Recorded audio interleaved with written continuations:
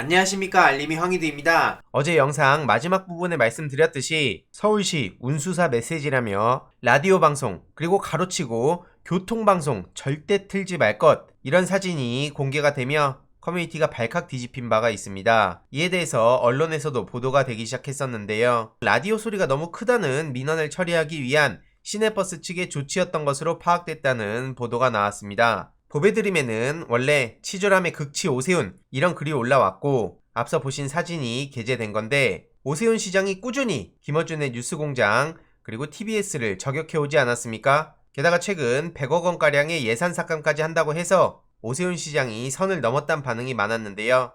해당 글을 올린 시민은 천만 시민의 수장 서울시장이 이렇게 치졸할 수 있을까? 이렇게 지적을 했는데, 서울시 관계자는 서울시 방침 따른 거 아니고 회사 자체 공지다. 서울시가 TBS를 틀지 말라고 지시할 이유가 전혀 없다. 이렇게 설명을 했는데, 오세훈 시장이 여태까지 발언해온 게 있으니까 시민들이 이렇게 의심하는 거 아니겠습니까? 뜬금없이 시민들이 의심을 하는 게 아니라는 거죠. 회사 측에선 기사들에게 라디오 볼륨을 줄여라, 이런 취지의 공지사항을 전파하려고 했는데, 글자 수 입력 제한 때문에 내용을 줄이는 과정에서 오해를 불러올 수 있는 메시지가 송출된 것으로 밝혀졌다는 겁니다. 그런데 충분히 다른 말을 할 수 있었음에도 불구하고 저렇게 라디오 방송, 특히 교통방송을 콕 집어서 절대 틀지 말 것, 아니 승객이 시끄러워가지고 소리 줄이라고 한 거면 라디오 송출 시 소리 줄일 것, 뭐 이런 식으로 적어도 되는 건데, 상식적인 선에서 도저히 납득이 안 가는 해명입니다. 이에 대해서 많은 시민들도 오세훈의 언론 탄압에 대해서 지적을 하고 있죠. 해당 건이 오세훈이 직접 지시를 했든 안 했든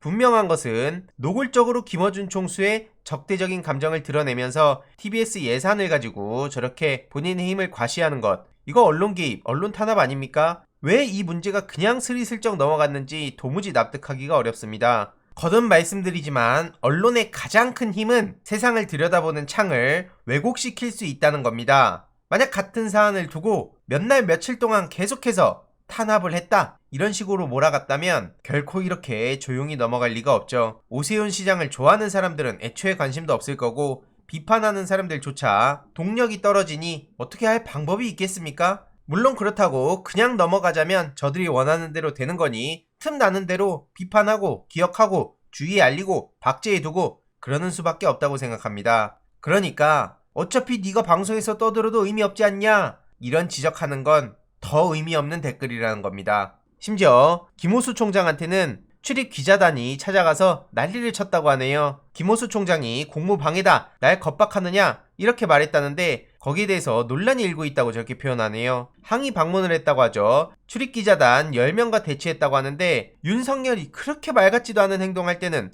저런 식으로 항의 방문하고 1시간 동안 대치하고 한 적 있습니까? 이러니까 기자들이 기레기라고 욕을 먹는 겁니다. 전혀 부끄러움을 느끼지도 않죠. 도대체 저들의 존재의 이유, 존재의 가치가 뭡니까? 대한민국은 법치국가고 이런 식으로 강제력에 의해 겁박을 받는다며 계속 방해할 거냐? 제가 이런 대접을 받아야 되냐? 김호수 총장은 다음 일정을 언급하며 이렇게 주장했습니다. 그럼 기자들이 왜 저런 거냐? 대검 대변인의 업무용 휴대폰을 확보해서 포렌식을 했고, 이 자료를 공수처에 넘겨서 저렇게 난리를 친 건데, 기자단과 연락한 휴대폰이라서 취재활동에 대한 수사 아니냐, 이런 식으로 항의를 했다는 거죠. 어제 한동수 대검 감찰부장도 SNS에 글을 올렸는데요. 핵심은 기자들이 대검 감찰부 입장문을 보이콧하겠다, 이런 결정을 내렸다는 겁니다. 말 같지도 않은 소리들 하고 있습니다, 진짜. 그래서 이렇게 대검 감찰부의 추가 입장을 공개했는데요. 제출 안 하면 감찰 사안이라고 한 바 없고, 그 공용폰은 사용자 변경 과정에서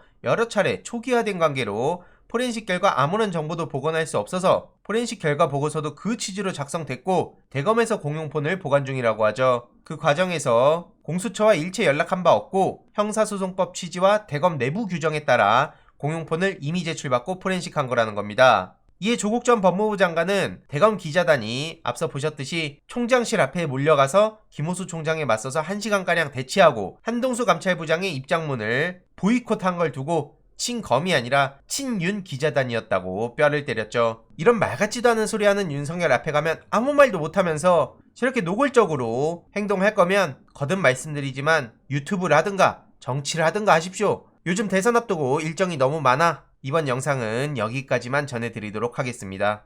이번 내용도 유익했다면 구독, 좋아요, 알림 설정 멤버십 가입 정말 큰 힘이 된다는 점 말씀드리고 싶습니다. 이번 내용도 주위에 널리 공유 부탁드립니다.